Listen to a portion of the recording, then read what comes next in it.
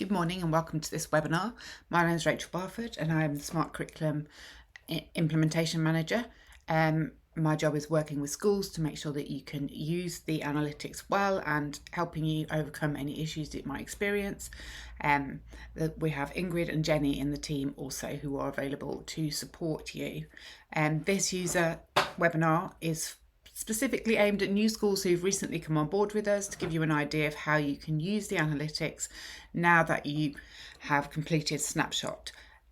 It's also a good refresher for people who are new to Smart Curriculum or who have not used it for a while. So I'm just going to quickly run through which each of the elements is showing you on Smart Curriculum, and then I'll look at how you can add data and change data as well. So when you log in, you will see your school analytics, as you can see on the screen here. This is a demo school, St February Secondary, and it's for 2019-2020. We can tell that this is a snapshot. It says snapshot here, and there's a report button here rather than a data entry button. So snapshot is what the position is at the start of the academic year, or when you first come online with us, when we gather all the information, and then we shut it down as the snapshot to compare against for modelling. This is the snapshot. To change to your modelling data set, you just click on this icon here and then you can change it to modelling. When we're in modelling, you can see that we've got a data entry button, which means we can amend and update. Also on here, you can see that the snapshot has a lock next to it. That means it's not editable, it's been completed. And then you can see that modelling is the one that is currently live. You can only ever have one modelling data set open at a time, so one that's available for editing, and then we lock it down and open a new one. When we lock it down, we copy your snapshot over into modelling, so it's exactly the same information as you've had before, but then you can edit it to see how you want your school to look for the next academic year. So we're on the dashboard, looking at curriculum enhancement, staffing enhancement and finance enhancement. These are just the overviews on this page. If you click on each of these subheadings, you can drill down into more detail about the information that it's telling you. You can look at your pupil numbers per year group, including your SEN and EHCP figures, and then you can either look at it in chart form or next to every table. Next to every chart, there's a little table that you can go and look at the same information in the different format. It's completely up to you. Some people just prefer the images, some people prefer the data. You will see that next to the charts there is a little video. This is, if you click on that, it will take you to one of our how-to videos, which will explain what this chart is showing you and how you can edit it. So there's lots of information under here which you can explore in your own time. The curriculum model is probably the main thing that we look at in the first instance, and this is our representation of how your curriculum model is. It's not timetabling, so if you've got bands for specific timetabling purposes, we include that all as one cohort. If you have bands where there's a significantly different provision, we can put that in as a separate provision for that year group. Our aim is to be as simply representing what you're doing as possible so it's easy to understand. In this, you can see we've got year 7, but you can also look at year 8, year 9, year 10, 11. This is obviously a secondary school. If you're a primary school, it will show your year groups as well. Curriculum enhancement is based on the amount of provision you're providing and the number of students you've got, and it's working on an average target class size. So for primary school, that average target class size will be 30. For a secondary school, we're looking at 27 because we know that for some subjects, for example, like design and technology, you need to put on more classes because of the equipment limitations. So average class size of 27, meaning that you'd expect to have 30 in a class for your main subjects and 23 for other subjects like design technology. Maybe you need to do more classes for PE. So it's an average class size figure. It's not looking at how many students are in each class. It's looking at how many students you've got and how much curriculum you're putting on for that. So if as a secondary school you were full, you had a pan of 120, for example, that would mean you would have 4 teaching groups per subject, and then your average would be 30 per 4. Often we see additional teaching groups put on, and that is what we call curriculum enhancement. We encourage enhancement. You can see on this main data dashboard that there's this greyed out area here. So we would expect between 3 to 8% of enhancement within a school, but that's not as a judgment call, that's as a guide for what you could be aiming for. As you can see, this school here, 14.9% enhancement. And according to this table here, we can see that that's mainly due to the sixth form. It's often the case. Lower numbers need to have a range of curriculum, so it's a typical situation or scenario that we can see within the school, but we can work with you to help balance that out. We can see here that we're on a negative enhancement for year 7 and about 0% for year 8.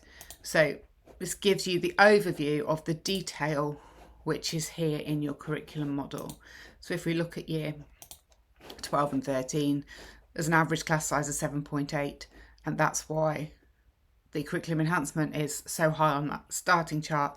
Curriculum enhancement is 73.7%. So as well as having an overall curriculum enhancement figure for your school, we can break it down into year group. If you've got different distinct bands where there's different provision being offered, we can break down your curriculum enhancement between those different bands in each year group as well.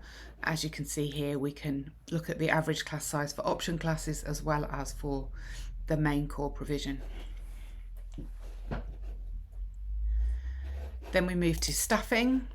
This is where it's telling us how many periods of teaching staff you're planned in your curriculum model. So for this school, there's planned 2,424 teaching periods. On this one, we can see how much teaching staff has been bought in terms of how many hours you have teaching staff available to teach. What the analytics will automatically do is take off 10% for PPA. And if you tell us that as a school you offer an enhanced PPA to everybody, we can show that in the global parameters section, which I will show you shortly. That means that we can then take that into account. So here, this standard non-contact time includes PPA of 389 hours, but there's more than that. So that means that this school is enhancing the amount of standard non-contact time that they give. This is the amount of teaching time that is available for teaching. We can take into account management time and training time as well for ECTs and the like. But basically what we do is we take into account what the maximum number of periods a member of staff could teach for, any management time commitments they have, any training time commitments they have, and the PPA that they have. And then the remaining amount is how much you have available to use. So you can see that for this school, there's 342 periods surplus. So 342 periods of teaching staff availability then is accounted for in the curriculum model. Again, this is just a simple representation. It may be that you have alternative provision that we've not yet included.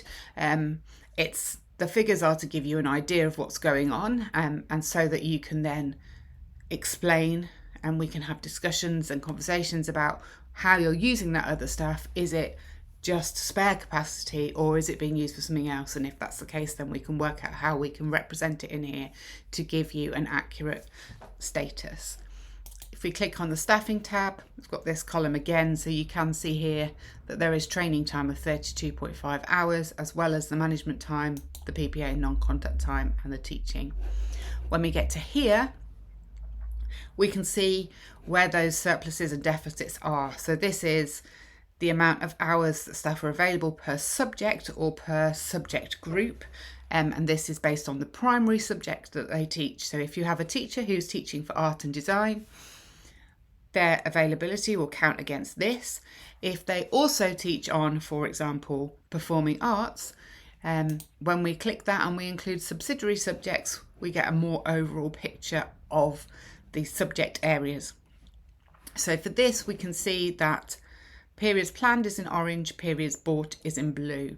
So orange, humanities, they're planning more provision than they are currently able to staff, whereas for math, they've got a surplus of 42 teaching periods based on their curriculum. Again, it could be that you put on intervention classes that maths staff are used for, and in that case, we would need to represent that to show an accurate usage of your staff. But it often is the case that there is some surplus in schools to allow for that flex moving forward, especially where you have a differing role of students each year. You need to have that capability within the school to be able to meet those changing demands. When you're in the staffing here, you can click on this button here, which will take you to the data entry, and you can edit, or you can see which teachers you've got for looking at different subjects. I'll show you how to do that in a moment. Here we're looking at contact ratio. So this is based on that other table where we've got the PPA and the enhancement time. So you can see here you've got 10% PPA, but this school also gives an additional 6% enhancement to all teaching staff. If it's not as a standard rule across the school, we would include it on people's surplus loads rather than as a specific enhancement time. But if everybody gets treated the same way and they all get that amount of enhancement time, we will include it here. Got the management time, which is for your leaders of your school, any UPS responsibilities, Senko, things like that. Unassigned time where it's a surplus, and then you've got your training time. We can also look at teacher status and distribution. So this school is 79.3% of staff are on the main teaching scale. If you hover over it, it will tell you the information that it's showing. UPS scale, they've got 9.8%. Unqualified, got one member of staff. And you've got lead practitioners and leaders. And here we're looking at who gets a supplement, whether it's an SEN supplement or a TLR, and which TLR band those supplements are on. Can show here as well where you're using your staff and where support staff are being used as well, but we'll come on to that in a minute. Support staff, what we can do is it represents how many hours of support staff you're buying.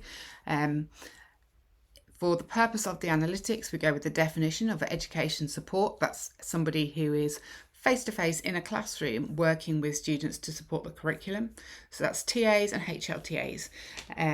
This doesn't include pastoral support or heads of year. It's people who are specifically working in the classroom to deliver the curriculum for those that need the further support. So we can see here that there's 400.5 periods of support hours, TAs, HLTAs, but they're planning 411, and I'll show you that in a moment about where that's planned. So in the same way that we can build up a curriculum model for the teaching staff and how they're being used, the next level of analytics is to build up that picture for your support staff, so we can see how those members of staff are being used and get the whole picture for what the school looks like in terms of delivering curriculum and supporting students. The final section we have is finance. Here we look at teacher cost per hour per week, teacher cost per lesson per cycle. Obviously, if it's a 1 week cycle, these figures will be the same.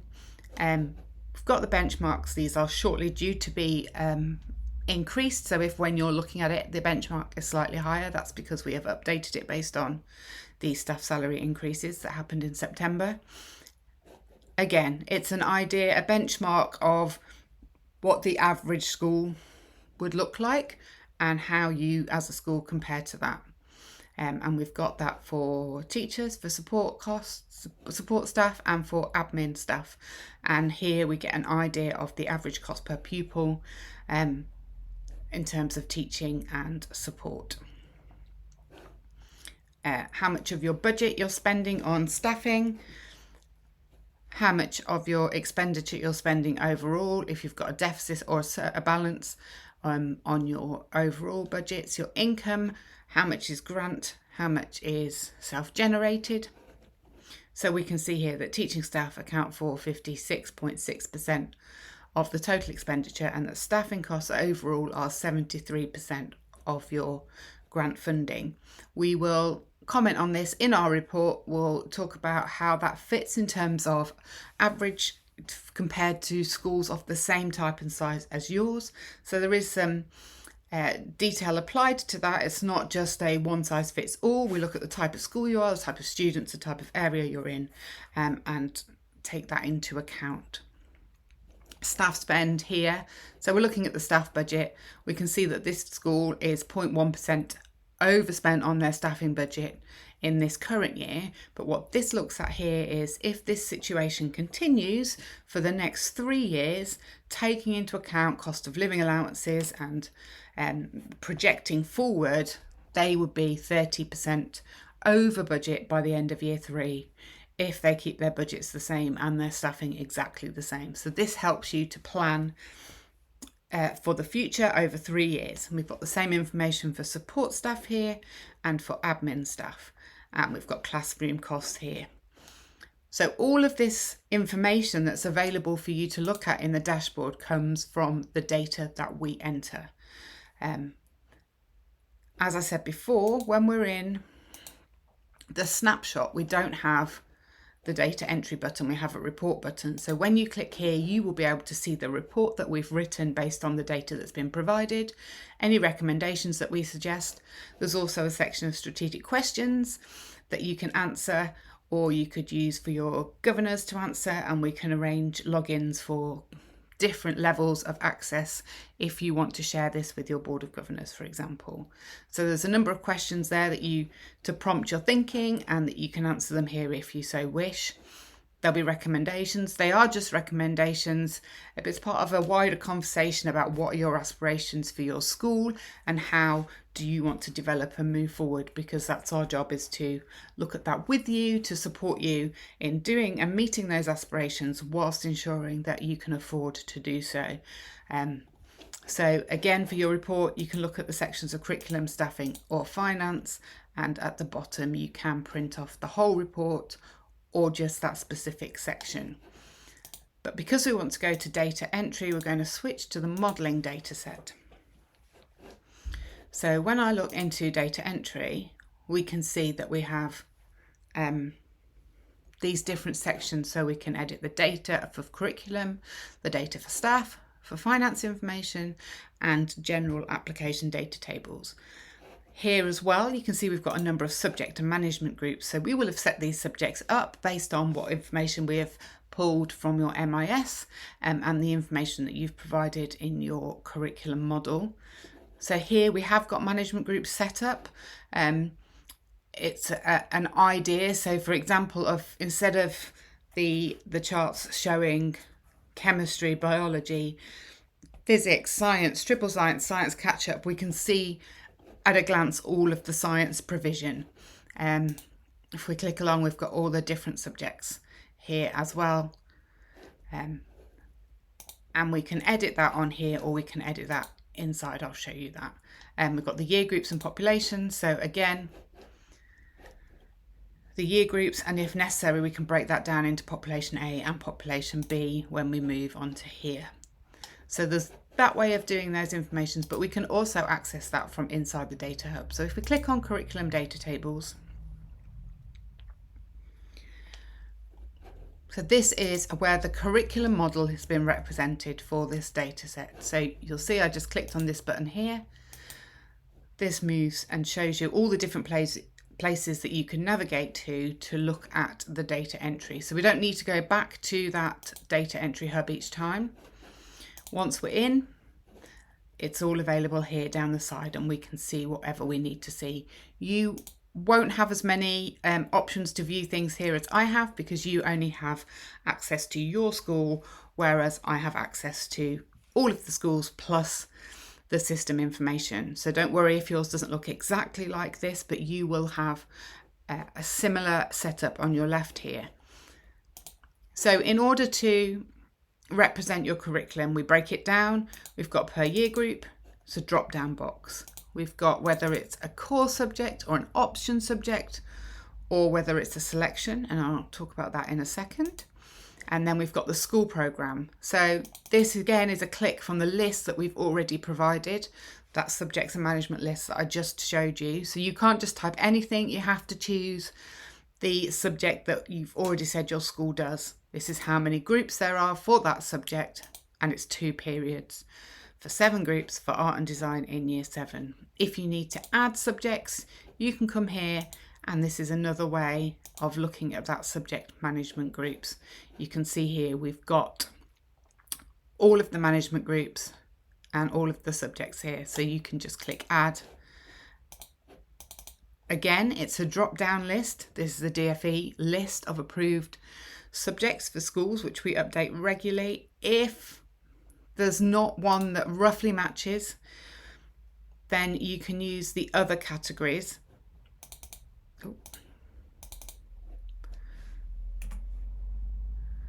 Other 1 to 10, and then you can assign a different name to it here. Try and match as best you can. You can give it a different name if you need to. For example, personal and social development is in the drop down list. You might call it PSHCE, that's fine. You can name it there if you want to. Media and communication, you might call it iMedia, and there might not be an iMedia option, but you haven't got an iMedia option for this school, so you could call it that. There's lots of ways that you can personalize, but you don't necessarily have to. It's up to you, but you do need to choose your subjects from a drop down list. You can see that where I've made an edit, this has turned yellow, and it's then asking me if I want to save or cancel. I'm going to cancel because I don't want to make that change, and then it's going to ask me if I really want to change my edit. So it's quite tricky to delete something unintentionally. It is possible, but there are those safeguards put into place to try and prevent that happening. But it is a live data set. It can be edited, it can be deleted. So just make sure you're doing the thing that you want to do before you hit save. So going back to your curriculum structure, we've got core. So I talked about a selection before, so that's different to a core subject. Often we use it for things like language provision, as we can see here. So it might be that for your school everybody does French in year 7, and then they switch to Spanish in year 8, or it might be they do both in year 7, in which case that's just a core. But it might be that on entry into the school you separate out the population, and half will do French and half will do Spanish. If that's the case, we use a selection. We use the same letter, so it'll be selection A is the selection for all of the language provision. So this school separates out into French, Latin and Spanish. There's 2 groups per subject per language, and they're doing for 4 periods. So you can see that 2, 4, 6, that adds up to the same as the core, where it's in 6 groups, but it's just representing that there is a choice that is to be made about which students go to where. It's different to an option block, obviously, but we use selections to make that representation. When we come into years 10, 11, 12, 13, we do have the option blocks drop down list, so you'd assign everything to option block A, then to B, and then to C, and so on. If you use WXY, that's fine. You can use whichever letter you want. They're all in there to represent your curriculum model. For your option blocks, it might be that you have more than 1 group per subject. So for example, option block B, they've got information technology, and they've got 2 groups doing it. So just instead of writing it in twice, which it won't let you do, you put the number of groups that are doing it and the number of periods.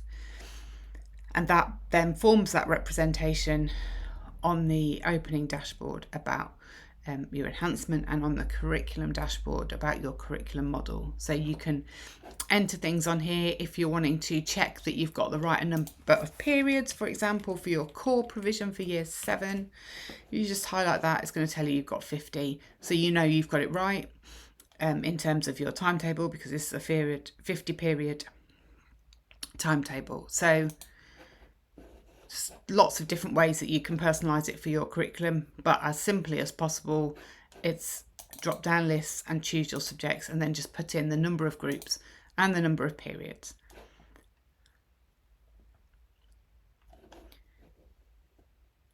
Student numbers, we need to make sure we've got the right student numbers. When we have onboarded with your school, we have either used Exporter to pull the information directly from your MIS, in which case these numbers will hopefully be accurate, or we've used the data that you have provided for us. The PAN is, obviously you have a PAN for each year group in your school. That's not held in your MIS, so that's our best calculation based on the number of figures. We can amend that, it's not a problem. It might be that you have a significantly larger PAN, but you're not recruiting to that at the minute. That's fine, we can make those representations. It's not going to affect the analytics in terms of enhancement and things like that if the PAN is differing on our first work through with you. But these are the number of pupils you've got on roll per each year group, the numbers who have an EHCP, and then the numbers who have SEN.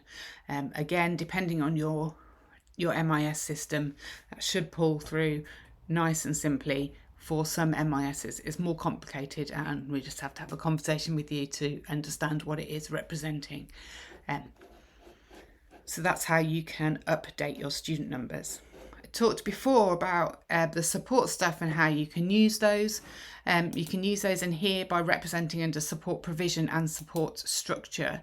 There are separate videos available that talk about how to do this, so I'm not going to go into detail here. And often this is the second phase of working with you. So we've created your snapshot, we've reported, and you're working on modelling towards next year. And then we can start to look at the detail of how you use your support staff. Effectively, we name the different types of interventions or support that you do, what the maximum pupil staff ratio for those interventions would be, and then under support structure, we can assign those different activities to different year groups, how many pupils there are, and then it calculates how many pupils there are accessing that, how many hours per week, then it will calculate the number of support staff based on those ratios that you put in previously. But like I say, there are more detailed videos that talk about how to do this, and any one of us in the team are happy to meet with you to look at your support structure and provision and try and reflect that accurately in the analytics. So in terms of curriculum, that's a quick overview of all of that information. Like I say, there are many videos in the analytics that you can look at for each specific section. But if you get stuck, do drop us an email or give us a call. And that's what we as the implementation are here for, is to support you and help you gain understanding about how to use the analytics. Moving on to staffing. Again, we will have pulled this from your MIS, or if that option isn't available, I will have manually inputted this based on staff sheets that you have given. So this information was pulled into here before we had the option of Exporter. So you will have a first name, you will have a last name, you'll have a staff code, and also in the background but not editable is the staff ID number, because that is how when we pull data from Exporter and when we review data against your MIS, it's based on your staff ID code and the last name of a member of staff, so that we can identify and match up. So these will be completed for yours. You'll be able to see first name, last name, staff code. Essentially, when we're looking at this information, if we're editing it, we just start from the left and we work our way across. If they're a teaching member of staff, it's a teacher FTE. What is their FTE essentially? What their employment role is. Are they teacher support, admin, boarding? There's different options. But whichever you click here means that there's different options available in this column. So if, for example, I change that to support, QTS is no longer going to be available as an option. I'm going to have to change it to TA or HLTA. I'm going to cancel that because I don't want to make those changes. So what's the role? What's their status? Leader, lead practitioner, QTS or main pay scale, unqualified, upper pay scale. We can then add training. So for example, here we've got somebody who's an ECT 1. So they're on the main pay scale, ECT 1, or ECT2, or if you've still got legacy NQT staff, how much training time are they automatically given as an ECT? So this is in addition to PPA. How much training time do they get? We can add that in here in the training column. It will automatically calculate if you delete the number and then save. It automatically calculates 5 for ECT1 for this, but you can change it to represent whatever number you want. Then we've got supplements, TLR allowances. So you just need to enter which supplement they receive, and the figures for those subjects are shown separately. Again, I'll show you that in a second. Type of contract people are on. Is this a vacant post that you're trying to fill? Yes or no?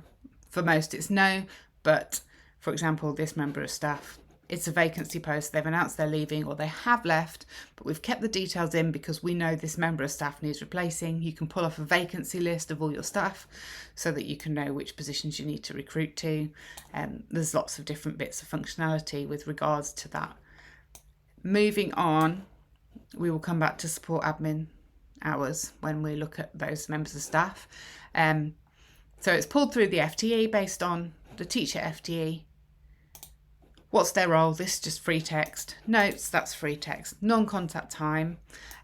This is your management time that you give to staff. So PPA has already been taken off. We can see here, this school, it automatically calculates that a main allocation will be 42. So this is a 50 period timetable. We take off 5 for PPA. We've already noted that there is an enhanced PPA given for this school, which will equate to 3 periods. So that makes the base level for teaching to be 42 periods in a cycle. So this main allocation is counted as 42. The only way you can change this is by adding management time. So does this person have additional responsibilities? Training time. Are they an ECT, for example? We can add the amount of periods that they are allocated to teach on a secondary subject. And for example, here, to get the 42 as the overall load, we've got four given for non-contact time, so that would drop it down to 38. They're teaching business studies for 8 periods, which means the amount of time they're available to teach information technology is 30. If I added in art and design and 5 here, for example, it's going to drop that down to 25. So whilst the subsidiary subjects, can't say that, are the actual allocation of timetable time that staff are given for those, just going to save those changes again. Information technology is their primary subject, and this is how many periods they have available. They may only be timetabled for 25 periods, but these extra 5 periods that this member of staff has when they're available, that's what pulls through onto the surplus figures. So you accurately reflect their non-contact time, management time, you accurately reflect their training time and subsidiary subjects, and then this leaves the amount of periods they teach for their subject plus any surplus, which is then assigned to their main subject area. You can search by subject, for example, if you want to see who all your business studies are. It's going to pull up all these teachers based on the word business, so you can see which people are influencing that chart we showed before about the primary subjects and the subsidiary subjects, where you've got surplus or deficit. You can add filters to just look at certain things, so you can search the data in different ways. Now, you can see up here that I've selected teacher when I'm looking at this data.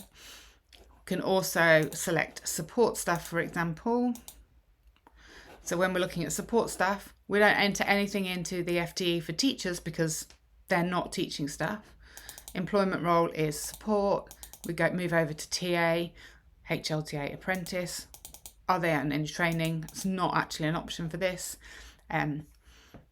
We don't need to worry about training time at the moment for support staff because they're not on the curriculum model, although we are very soon hoping to release an update, which means you can allocate support staff to your teaching on your main curriculum model. We will let you know when that's available. They're not getting a supplement, contract type, vacancy, that's all of the same. But instead of putting in the teacher FTE, we put in the support / admin hours per week in a year. How many weeks of the year are they contracted for? And how many hours per week are they contracted for? And then that will reflect the FTE. You can use the notes. Again, it's up to you. You can see here that we've tried allocating art and design for 6 subjects and it's taken the main allocation to -6. This is the thing that will be released so that you can actually add teaching time to your support staff. So for example, if you're in a primary school, you use HLTAs to cover your PPA. Shortly you will be able to mark those into the curriculum model. For all staff, whether it's the teaching staff, the support staff, the admin staff, if I clear the filter, we can see everybody. And the thing to remember is these are all your staff for this year. So this is predicting the modelling for the year 2019-2020. It tells you which pay scale it's pulling forward from. Are they active? So you can't delete a member of staff from the analytics. All you can do is mark them as not active. So if I mark someone as not active, just change it to no and then save it, they'll disappear from your analytics. They won't be included anymore. You can't delete them. If you've made a mistake, then you can click here and it will take you to all of the staff that you've deactivated and then you can mark them as active again. So that's quite handy to make sure we don't lose staff accidentally. If you've got a member of staff who's on long-term leave, for example, maternity leave, you can mark them here as being on leave. That will then remove any timetable allocation if they're a teaching member of staff. But you're still paying for them when they're on maternity leave, so it keeps them into the system so we can take into account the financial cost. This will automatically default to no when you enter, and this will automatically default to yes. So then you just need to come in and edit that if applicable. I'm just going to cancel my changes. And the other thing that you need to know is you just have to work across from your left to your right, but it's only the columns with the star that actually need to be completed before you can hit save. For teachers, that does include the teacher FTE input, even though there's not a star there. It won't let you save an entry without you having something in here. But for support staff, you don't have to have the hours per week in and the weeks per year in before you can save. So the key columns are employment role, status, supplement, contract, and then whether they're active or not, or on leave. So those last 2 columns will be automatically filled anyway. So it's making sure these columns with a star have got filled, else it will give you an error message when you try to complete it. You'll see here that there's lots of different access for different bits of information. Depending on what access rights you have will influence what you can see. So obviously here we've got no confidential information about somebody's salary except for whether they get a TLR supplement. That's the only information we have about somebody's salary on this and which status they are, so we can get an idea of what pay scale they're on. If you don't have access to salary information, then somebody else will need to access to edit that, and we can give them permissions, and I'll show you how to do that. But when we're looking at the salary information, we can come into finance admin. We click on this number here. So this then gives us the information about how much staff are getting paid. So obviously not everybody can see that information, so that's why we've put it into a separate sheet that's only visible if you have the finance admin rights associated with your user ID. So I said you didn't need to worry about the figures, you just put in the pay scale. And that's because it will automatically pull through the pay scale value based on whatever is put in here. Again, the drop-down lists depend on what is in this column. So if the status is QTS, it's only going to give you the main pay scales as an option. If it's a lead practitioner, it's only going to give you the lead practitioner pay scales as an option. And what we need is the pay scale that somebody is currently on, the maximum scale point they can go to on that contract. So for example, QTS, it's typically main 6, because then people will go up to UPS if they meet the requirements, and then they'd be on UPS 1, 2 or 3. Obviously there's lots of options here where you can add the TLR that's on, but you can add it separately as well. You could just put up a 3 here and then add the TLR separately. So this is all based on the standard data. So what we have in the analytics is we've entered in all of the salary scales for NJC, any alternative pay scales that are available nationally, and the teacher pay scales based on the agreed pay scales for any given year. We have, where they're available, we put those in for future years. So for example, currently we are 23-24, so we've got the pay scales in for 23-24. We've got some pay scales in for 24-25, 25-26 and 26-27, but we will update those again when they get released with any agreed pay rise information. So we will always have the most up-to-date data for standard pay scales. If your school uses non-standard pay scales, you need to let us have a copy of that so that we can then put that in the data for you. Again, you just need to select what scale point somebody's on, and it will pull through the salary information based on the information you give us, and I'll show you that in a second. But what you can see here is that where it's marked red, that means this is not a standard pay scale, that this is a different pay scale that has had to be added in separately, the figures, because it doesn't match the standard agreed pay scale for all England or for inner England, inner London or fringe London, whichever area you're in. Lead practitioners is green because their scale is the same. Leaders is green because that is the same. So we can see all of that information. We can see NJC scales. So when you come in to edit, you'll see the drop-down list and you have to choose it. If, for example, for your support staff, you've got an alternative pay scale, we do have alt listed in here, so we can have an alternative, completely different pay scale. If it's NJC and you use different figures, we can update those in the background. Rid of those. You can also put in here any additional allowances that people get. So for example, this person's got a recruitment and retention allowance. You can tick which box you want them to be allocated to, and then you put in the amount that is per year. So we can see here, this is Outer London 2020-21, which means the figures here are reflecting the Outer London pay scales that were agreed for 2020-21. You can only update the salary information on this page, and if you wanting to update more details, you need to go back to the input staffing page. I'm just going to cancel rather than save. If I click on that, I go back. So that's how you update staff. If we come to here, I can show you, you should be able to see scale points default. So if you come here, click on the region year, you can see all of the salary scales that are in here, depending on which area you are in. So if this school is an Outer London school,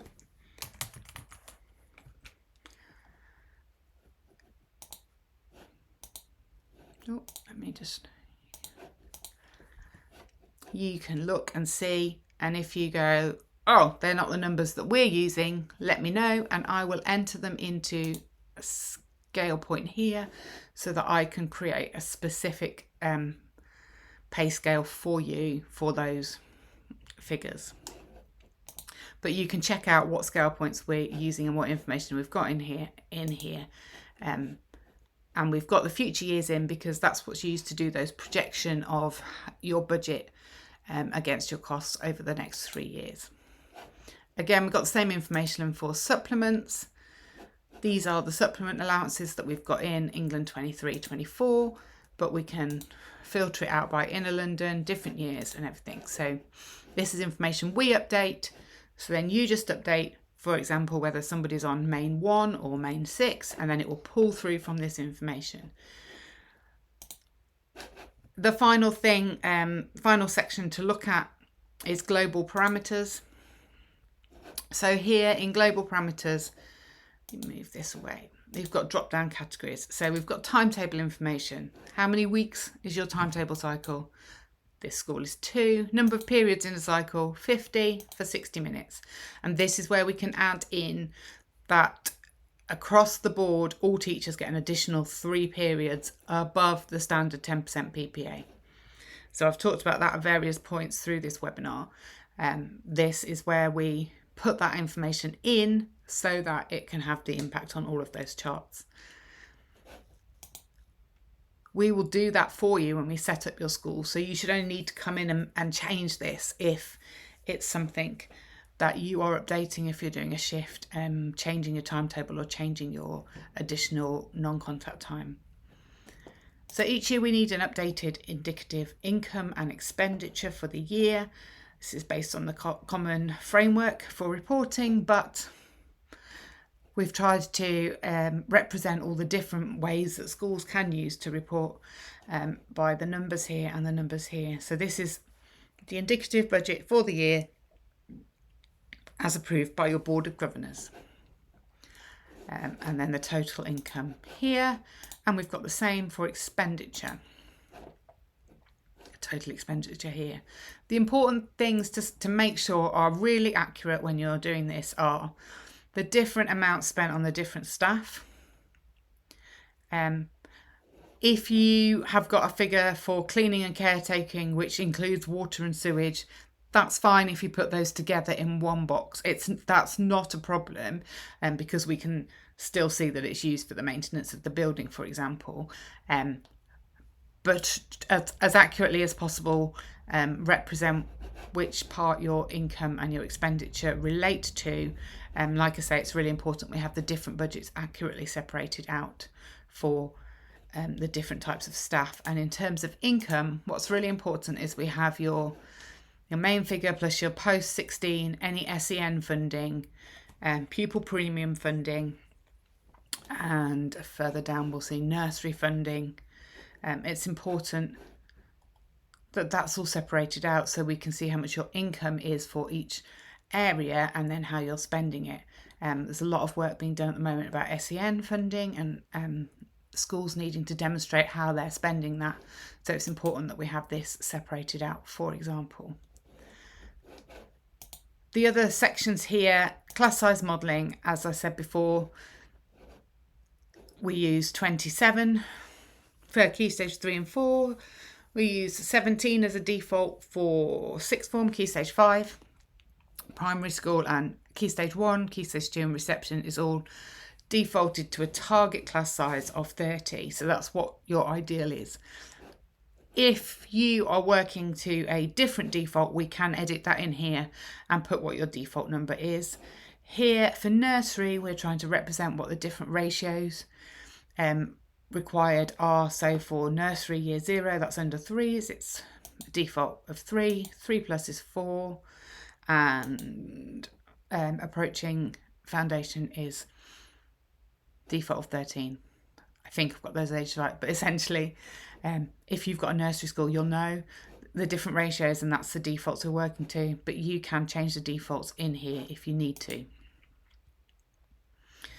Per pupil funding shows how much you're getting.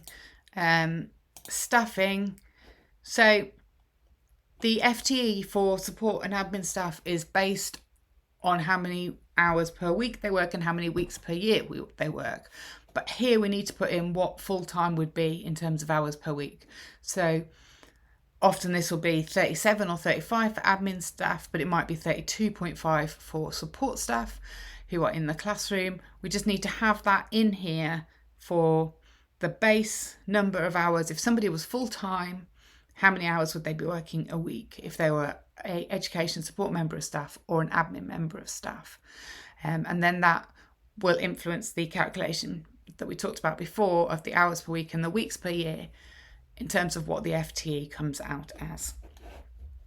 Again, we will have updated this when we open up your data set, so you should only need to come in and do it if you weren't able to provide the information previously or if something has changed. Staff costs, this is the projection for the 3 years ahead of how much your staff are going to cost you. This is what entered as default, how much is going to pension scheme, how much is going to local government pension scheme, NIC allowances, 0.02% of a teacher increase each year, and for ancillary staff it's 0.017. Again, we can change this, but this is purely so that we can model through for the next 3 years what it's likely to be in terms of cost of living. Teacher training. So before I showed you those charts about the amount of training time that staff are given, here we can see that an ECT on year one is only 0.9% timetable, 0.9 timetable. So that is where those extra 5 periods are accounted for, which it defaulted to. For an ECT year 2, it's 0.95, so that would automatically calculate that they have 2.5 periods on this timetable for training. We don't often edit this, but we can do if we need to. We can make that so that those numbers that pull through are accurate for your school. I'm aware that's been a very, very quick tour through of the analytics, but hopefully by watching this it can give you an idea of what the analytics can show you, how you can update and edit. Don't forget, there are lots of how-to videos on the website. There are also videos, information, there's a user guide which is a bit out of date but might help, but we are primarily looking at the videos that are in here. And on the login page, when you come to log in for the first time, you will see here we've got link to the website, link to support materials, link to our videos on the YouTube channel, plus links to different sites which are useful. So there's lots of videos. If you've got a query, have a quick look. If you can't find it, feel free to drop us an email. My email is rachel.barford@smartcurriculum.net, but I'll put up a slide which has got all our contact details on, and feel free to get in touch with one of us. Thank you for your time.